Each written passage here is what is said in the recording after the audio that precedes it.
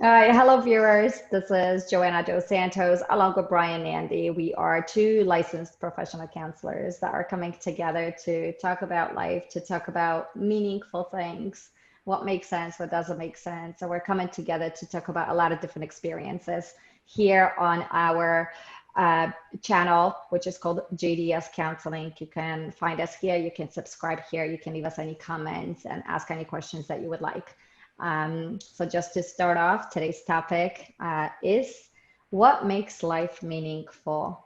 And I think this is a question that a lot of us have, even when it comes to therapy, when it comes to regular routines, and when it comes to life coaching. This is a very typical question that is asked. I think if I were to give it an age 30 up, I do see it when it comes to life coaching that I have a lot of women actually asking that question as to what can make my life more meaningful today. So I'm talking from a female perspective, but we also have Brian here, and we are here to join in to talk about what is meaningful to us in our life today, and what is it that we can find meaningful, right? Well, yes, exactly.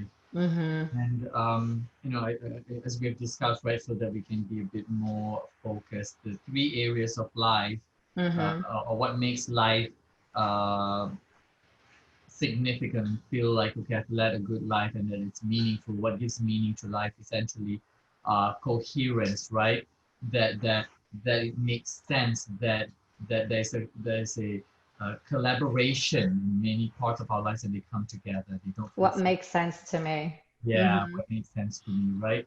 Um, What and feels good, right? yeah, what feels good, like what feels like common sense, like oh my God, this is it. You know, Mm-hmm. if we were to Mm-hmm. go with it without being judged of its value, right? Mm-hmm. And then there's the component of what purpose. Is it purposeful? Is it purpose driven, right? And then That's almost like in everyday language, I think it means like that is a goal. the purpose. Yeah, the purpose is to have goals, That having goals, working towards our goals. And is that the purpose? Does it make sense, right? And the last one would probably be mattering. Does it matter? yeah.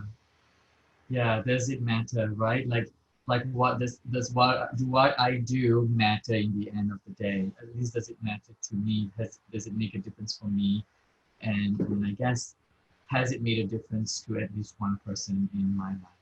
Mm-hmm. So maybe we can be somewhat personal with this, but if I were to ask you the question as to what do you find meaningful in your life today, what would it be? Today, yes, you're right. Meaningful has had its stages. My younger Mm-hmm. days was very much about survival, from sexual orientation to academic excellence. Coming from Malaysia, the goal was to graduate, and the academic pressure was so high that your grades kind of define the value of you as a person. A, a person who gets five Mm-hmm. A's has more value than a person who gets three A's and two B's. So there's a hierarchy of caste system in an academic sense. But today So I would that would be the student, right? The student in a me, student in me. right? As to what makes sense. So that way, what makes me grow, right? And What can today, make the me learner stick? in me, it's so different from being a student and wanting to be a learner, right? Or curator of information. Mm-hmm. And it's Mm-hmm. so much more easier to learn when you're not being tested. But I think for now, this stage of life, what matters to me and makes a difference is relationships and trying to make the world a better place through counseling by working with clinicians. The plan to get more LAC students, right? Counseling students who need the counseling hours to get their license. Mm-hmm. That feels like that's where I'm being drawn to. Life coaching for second Mm-hmm. stage life and to run groups and presentations feel like the expansion of beyond the one-to-one sessions. Mm-hmm. And And what I I, think, mm, and I think based on like what you just said, something that I have not said to our viewers is to really explain to them what it is that we do, right? And so your goal, both of our goals, is to really help others, to help them grow, whether it's through coaching or therapy, and to allow them to also succeed, to get for them, for the clients, patients, to get to know themselves, their own weaknesses and strengths, so that way they can manifest into whoever it is that they want to be. So for our viewers, I am just letting you know that what Brian and I do, we own a private practice. We both own practices in Florham Park, New Jersey. And so it's JDS Counseling, and Brian is BN Counseling, and it just stands for our initials. And what we technically do is we focus on, it's a mental health private practice, and we focus on um, minimizing anxiety, minimizing depression, um, allowing individuals or helping individuals deal with adjustment issues, which technically, no matter what you do or say, has some meaning or some purpose with issues or conflicts when it comes to adjusting. So we really just focus on that to help and heal others. We all deal with anxiety. We all have dealt with anxiety, with depression. I think that's also part of life from a very early age. But this is what we do, and we do our best. At least we try to do our best to help those that we can, which also along the way I think also helps us heal and be better individuals in our own growth, in our own success. And You're I think right. that's what also makes it meaningful too. Because on every Yeah. day we get to at least speak to at least 5 to 8 people a day. And Mm-hmm. Yes. Yeah. and the- We can get quite busy. Mm-hmm. and it Mm-hmm. almost feels more energizing than tiring, because it is there are conversations about what matters, conversations about belief system and character strengths, and how to help them, or to in collaboration to reach their goals and their ambitions. And it's so interesting because we're talking about our practices, right? And what we do as practitioners, but that we don't really get tired of our jobs. I know I'm speaking for myself, is that even when it comes to, and someone might say that's crazy or that's too much, but I love it and I can't step away from it because I love it so much, is my Wednesdays are 10 to 11 clients back to back. And yes, it seems like a lot. And as practitioners, we need a break in between just to breathe, but my break is those 10 minutes in between clients, and that break I'm able to utilize to feel good, to then jump into the new. Why? Is because even though there's anxiety, depression, adjustments, or any other issues that may arise, or just a normal conversation, I mean, therapy is about the good and the bad, right? We think of therapy as I need to go to therapy because something's wrong with me, but it's really not the case. It's the part of talking about things, developing trust with the person that we're talking to, but to also to focus on the positive, to focus on the achieved goals. We're talking about life's meaningful, right? Meaningful life. What makes life meaningful? We can talk about that too. And I think the first time I met you, I remember you said to me, treat therapy as I don't know if quote unquote, I remember you saying this exact way, but you said treat therapy like a cup of tea. Is that we want to be able to be human individuals, not just someone um, that we're hoping to solve a problem with. Is that we're human. We all have feelings, so all have interactions. And through those interactions, we can talk about what makes life meaningful. And I think whether it's our work or the work of our clients is the ability to find what's meaningful. And I think that's the beautiful part.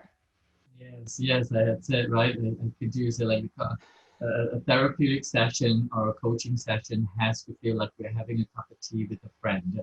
But we Mm-hmm. as therapists or analysts have to be analyzing and observing Yes. and looking for patterns Yes. and character strengths and belief systems, because we want to address the coherence, the purpose, and what matters to the patient. Every session will cover those three parts. What matters in each session? What what is in alignment with the patient's belief system. They may have a desire, right? And then Mm-hmm. and you feel like it's a split. Then you have beliefs that are opposing each other, right? And both beliefs are true. And that's where the ambivalence and feel like I'm torn between these two belief systems. Mm-hmm. So I'm not Mm-hmm. right. That sounds simplistic, but essentially that, right?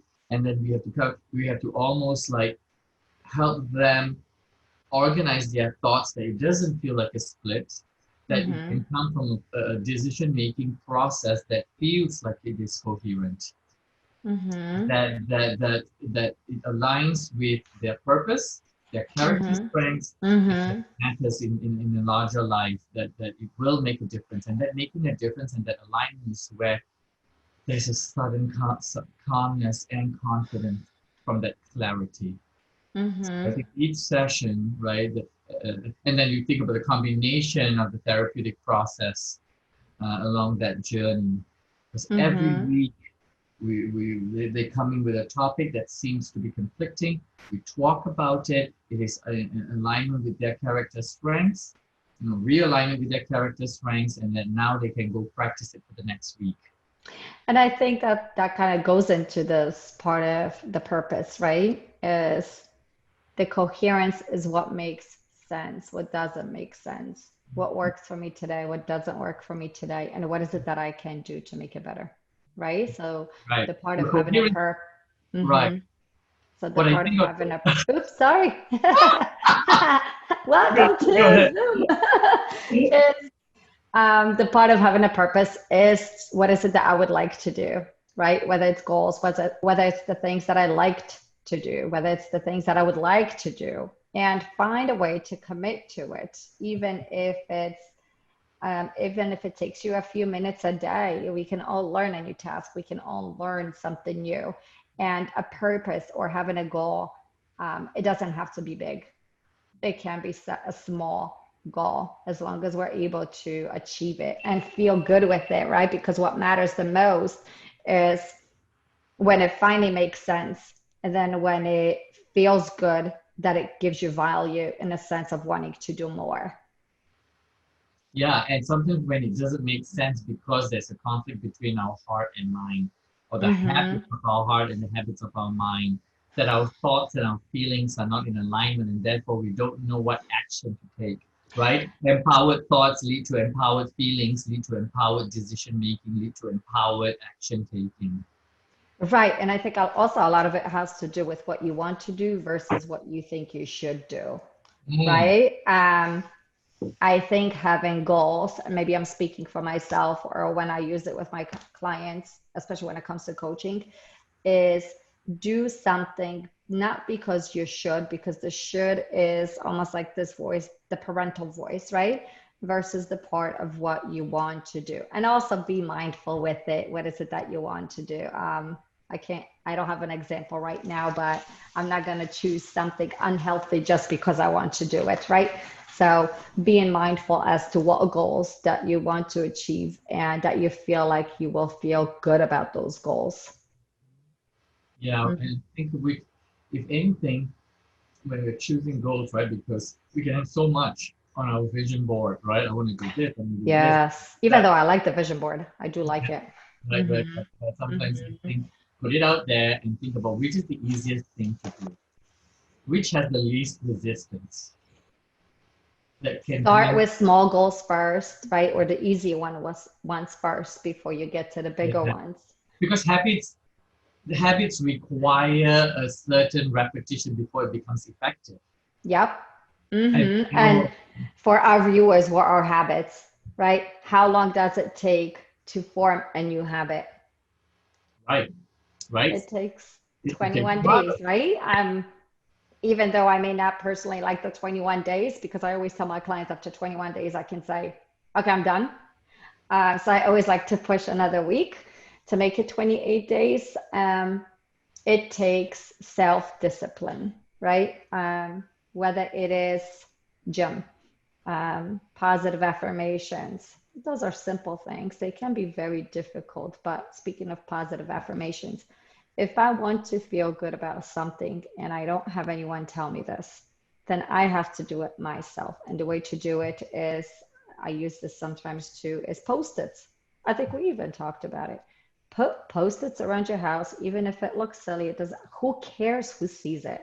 It's for you. And if it's there to validate and to make you feel good, why not? If it's going to make this goal bigger and better for you, for your own self-esteem, for your own confidence, and for what? Something that can eventually matter, right? Because life matters. Life is meaningful and it matters. Mhm. Mm-hmm. Exactly. In my kitchen, I'm in the process of creating an artwork, and it's a quote, and it says, what will you be focusing on today?" Essentially, right? Just to kind of answer that question, like, what do I want to focus on today? Give. I think it's important to give our brain an instruction, and then just move on with your day. But at least we've given our brain an instruction as to how I want to start my day. Right. It's almost like the brain giving us the ability to take care of ourselves, right? Because as we all know, viewers, we all know, we have responsibilities. We all have responsibilities. It doesn't matter if they're small or big, we do them, or we don't do them. I hope we do them. Um, and it almost feels like a task, and then you wake up the next day and you say, what did I do yesterday, right?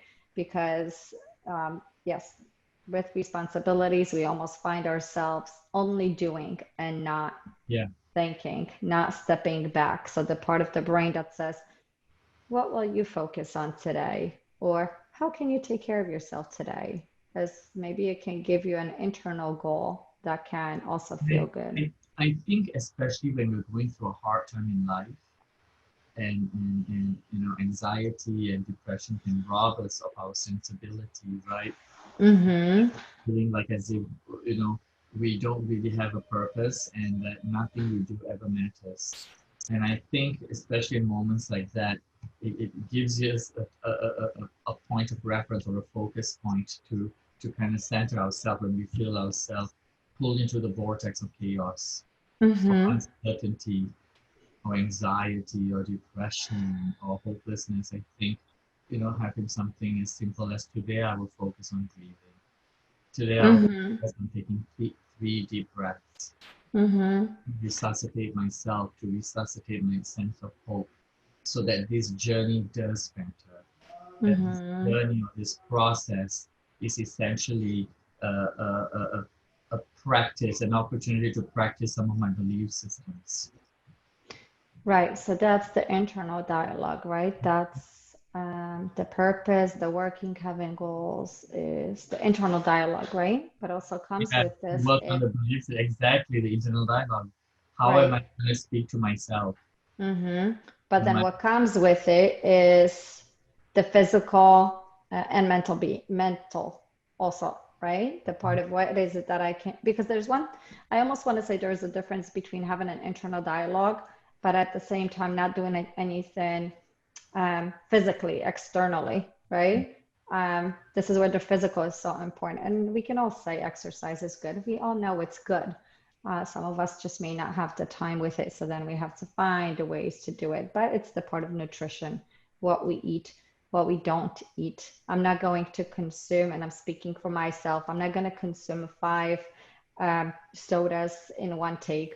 I don't think, I don't know if anybody does that, but I'm just saying because of sugar intake, right? Or what am I going to do to make myself feel good? Because there's studies to this, right? When it comes to physical, the nutrition, as to what can make us feel good, what gives us energy without needing to rely on energy. So I think there's just a lot of elements towards um, the meaning of life, the part of goals, not just internal dialogue, but also with what we do externally. And it builds confidence, right? I think, Habits can I build think confidence. part of like what we call homework or to help a patient or a client is the sticky note concept idea. I write, essentially what will be a value of that session that the patient comes up with. Mm-hmm. So let's say I am capable. I write it on a sticky note and I tell them to put it on the steering wheel. I So, love it. I- I love it. oh, at my steering wheel. you know. So I think that's something simple that reminds us as we are going to work and returning at least twice a day. And right, and listen, for our viewers, I'm thinking from two perspectives, right? There are some of us that need those sticky notes. I think they're great. I like them. And then there's some of us that are so good with that internal dialogue that we can repeat it without necessarily needing that sticky note. I think it's once again the part of personality and what the help that we need versus maybe not necessarily needing help too much in a particular department, right? Remember that one technique we both did for patients to put ink sight, to put a little mole I get so excited with a marker when with you a bring this marker. up. So for our viewers, we use this technique in therapy and we call it tune in. And I have no idea where, I know you came up with the name when I introduced it to you. So we kind of both came up with this technique. And it's such a great technique that we have learned to use for all of us who are extremely busy. Who feel like I'm putting this in quotations, we never have time. We all have done this. I don't have time for this. I don't have time for this. So we use this technique and I'm going to demonstrate and I hope it's good. I actually use it in my podcast and it was so good. So I put in, if my pen actually decides to work, Like but this, like so yes. Oh, Brian, you have the fabulous marker. I hope it actually comes off when you. like a little mole. Yes, yes. So why do we use the hands? Especially, so we try to kind of focus on a part on our hands that we know we're going to see. And why do we use our hands? Because we do everything with our hands, right? We wash our dishes, we eat, some of us pick noses. So we do everything with our hands. But the minute what happens when I have this, oh, it did come out a little bit. When we have this dot on our hands, it allows us to tune in into who we are, our emotions. So in a moment where you yourself find yourself doing your work, once again, we all do this, typing on a keyboard. Who doesn't use keyboards nowadays, or computers and laptops? We all use them, right? So our hands are always working. So when you see this dot on your hand, it's a reminder for you to take, and it literally takes a minute, no longer than that, unless you want it longer, is to tune into your what? Five senses. So when I know I see this dot and I'm on my keyboard or washing the dishes, in a moment, I look at the dot and I say, what am I thinking? Oh, I could say it out loud. I could just whisper it to myself. What am I hearing? And I can really just focus on what am I hearing, whether it is when I'm washing the dishes or typing. And I listen and I focus on it for a second or two or three. Once I go from hearing, then I go into seeing. And I could choose whichever sense I choose to go with first. I'm just describing it for our viewers, the five senses. Seeing, what is it that I'm seeing? What is around me? So that way I can focus on something that is different. We don't always look at things because we're so busy, right? So I focus on what am I seeing, followed by what am I smelling? Maybe something, maybe dirty dishes or dirty food, whatever it could be, right? And if I don't have nothing that I feel like I'm not smelling, pretend that you're smelling something. And what is it that you would like to smell? And just imagine it. Same as tasting. I'm thinking of tasting now because I know that's another taste, but also, what is it that I'm tasting? What is it that I would like to taste? Of course, the first thought goes into saliva. I haven't eaten anything, right? The other part of it too is an orange. Pick something that you know is going to have a strong taste. An orange, a lemon, right? Automatically your mouth becomes very watery because you know what a lemon tastes like. And the last feeling sense that I always go with last is how am I feeling as a person? What, like the part of touch, but how am I feeling? So by touching whatever it is that I'm touching, I'm checking in with myself. How am I feeling? If I recognize that in the moment I'm doing so much typing or meetings or whatnot, even our conversation, just by talking to you, I can think about these senses because they're so easy to think about. And if I feel that my heart is palpitating too fast, I know that there's something going on. Okay, let me just take a few deep breaths, right? So we came up with this this exercise for most of our clients, and all of our clients actually, whether it's through therapy or life coaching, but also with ourselves, our friends, our family members. Kids could do this because it allows us to take a step back in our busy moments. And part of why we did this, because sticky notes can become blind spots. You can have it in a mirror and then it might go away. But this is almost, an idea that it will fade off. So it is still a new item in our physical sense. It will wash off. But every time we see it, besides the five sensory, it can be a renewal or a check-in with yourself. A person who's going through depression and or anxiety, it can be a sort of a reminder that I am capable. Or a source of, let me take 5 deep breaths to renew myself, to renew this belief system that I am capable. 5 deep breaths will equal to about between 11 to 20 seconds, depending on how fast or how slow. Yeah. But it allows for that message to get to every cell, over 70 trillion cells in our bodies, for that message to get to every cell in our body. Single one. Right? But at least there's a renewal in a belief system or a coping skill, a centering of self. And it can help us out now that I'm thinking about it with what our topic is today, right? The part of what makes life meaningful is that we can apply that in our daily goals. We can apply that in our purpose, the ability to check in with ourselves, what feels good, right? Because we can have a goal and check in with ourselves and say, it doesn't feel right, right? So we can check in with our own goals to see what feels right, and how it can allow us to move forward. So it finally does matter, right? Because once our goals are achieved, what comes with achievement is happiness, success, maybe validation, internal and external, and then it matters more. There's a value in it, right? And I know I mentioned confidence before, but I think it also allows us to feel more confident in who we are. It builds our self-confidence. I'm sorry, self-confidence, but self-esteem. And Makes it more if you got an extension to that, right?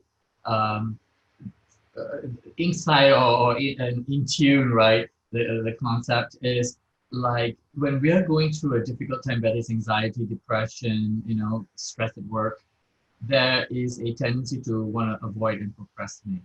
Yes, Right? yes. So that procrastination can lower our sense of what matters, pull us away from activities or mindset of participating in what matters. So a little dot like this can center us and ask ourselves, check in, am I doing what really matters to my concerns right now? Because how does organizing this kitchenette attend to the homework or the presentation I'm supposed to do tomorrow? So does the avoidance of it actually help with how I'm feeling right now? Right? So in other words, the tune and the dot, right? Anxiety and depression, you said, is avoidance, right? The part of maybe not wanting to do, but this can also allow us to check in with ourselves so that what we can do, right? And I said this in our earlier recording, that there are things in life that we like and we don't like, and we have to do them both. But it's also the part of us that can examine our life and what feels good, what is purposeful, what can have longer effects, what can bring me more meaning as I continue the growth, right? And one of the other things to mention is the routine, the importance of routine and self-discipline. Now, of course, with some relaxation, I have to say that in there too, for those of us who have such a rigid self-discipline, because I think that's another maybe topic, is the ability to provide ourselves a structure. If I do this, do it daily. It doesn't hurt. It is something that washes off. I hope your ink washes off because you did it with a marker. But if it doesn't, we'll have it tomorrow. Right, exactly. It's not causing me any harm, and I'm able to apply it Yeah, tomorrow and right. thereafter. So the structure is important. Discipline is important. If you want to pursue a goal, stick with it, regardless of how difficult it is for our viewers, for us. Goals can be difficult, but it doesn't mean that they are not achievable. And I think that's the part of um, feeling good once you're able to align yourself with an accomplished goal, right? Many years ago, I did a project with henna. When the Indians or the Pakistanis, or even the Arabs, when they're getting married, the women have henna Mm-hmm. art or On their mm-hmm. right? So we did a little workshop for boys and girls, but we would place the henna symbol or in different parts so that however long it is lasts, right? Because it takes, I think it lasts for about 3 weeks, but for Mm-hmm. every time they would see that. So it allowed them for 3 weeks to practice on a belief system, a healthier belief system. You You know, said 3 weeks, right? This is what we just said. Habit to learn something, it takes time. yeah, It's not some just have it a take one a day. bit more, but yes, Yes, absolutely. Yeah. yes. However long it takes for us to write with our non-dominant hand Mm. could be sometimes the work that we need. Because some problems as we grow, right? Some problems don't just get done in a week or two. Some stresses are prolonged. Yes, yes. Mm-hmm. PTSD and trauma take a longer time, and some of those inner dialogues or doubts are stronger than Mm-hmm. the news Yes. itself. Mm-hmm. Yeah, so the practice of that can take much longer, and that's our role to remind them of who they are from a place of brightness, from a place of potential, Mm-hmm. from the good that exists within them, so that they are able to sustain it hopefully for the next week. Mm-hmm. And that's again the part of what makes life meaningful is just being able to take one step at a time, right? Find the coherence, what makes sense to finding a purpose, working or setting up goals so that way you can see what matters the most. And I Yeah. think COVID, we've been talking about COVID in a few of our recordings, is COVID has sure brought us into a lot of reevaluations on life and maybe changing some of those goals and directives, right? Yeah. Thank you. And in that regard, so when we're speaking about purpose, right, it has to be deliberate. We can't expect for things to happen if there isn't a deliberate intention Yes. to Yes. work at it, right? Otherwise, it's Yes. just fantasy. And then we set ourselves for disappointment. We become our own saboteur. And so we have a duty to protect our self-esteem. We have a duty to protect our ambitions. We've got a duty to protect the habits of our heart and mind, Mm-hmm. right. So that deliberateness in that intention, right, and the observation of what gets in the way in regards to resistance or habits that very sophisticatedly get in the way, Mm-hmm. or doubts or reasonable doubt that makes every doubt seem so reasonable and believable. Are parts of the questioning of how do the old beliefs get in the way? Because those beliefs or old ways of being have protected the system, and Mm-hmm. we can survive and continue. And they're going to feel very, very betrayed. Like, what? I've kept you alive. Anxiety, have kept you alert and alive and productive, and now you want to trust happiness to get you there? What, Right. this new method of reminding you yourself, you think that's going to protect you? So Right. we And I think that's what you just said earlier is this part of not only just fantasizing about goals, although they are good, there's nothing wrong with it, but to be able to do something about them because things will not just automatically show up at our doors. So we kind of have to do certain things about it in order to have them show up at our doors. Right. So, new beliefs need to be deliberate. If there were seeds and we wanted to plant and we forget to plant and water that seed, it's not going to it goes. grow. It goes. Yes. right? So we've got to be mindful to water our hopes and dreams, Mm-hmm. right? And maybe now not water so much the old beliefs that may have gotten in the way, Mm-hmm. Very right? true. Yeah, water your worth. Yes. So we hope our viewers enjoyed this Yeah. recording. I know it's a recording, and we hope to be live one day. We just have to figure out how the system works because we are licensed professional counselors. We are just getting to know this, and I guess we can call this our meaningful life. We're learning a habit, we're learning a new skill, and it feels good, and we enjoy this, and we hope our viewers enjoy this.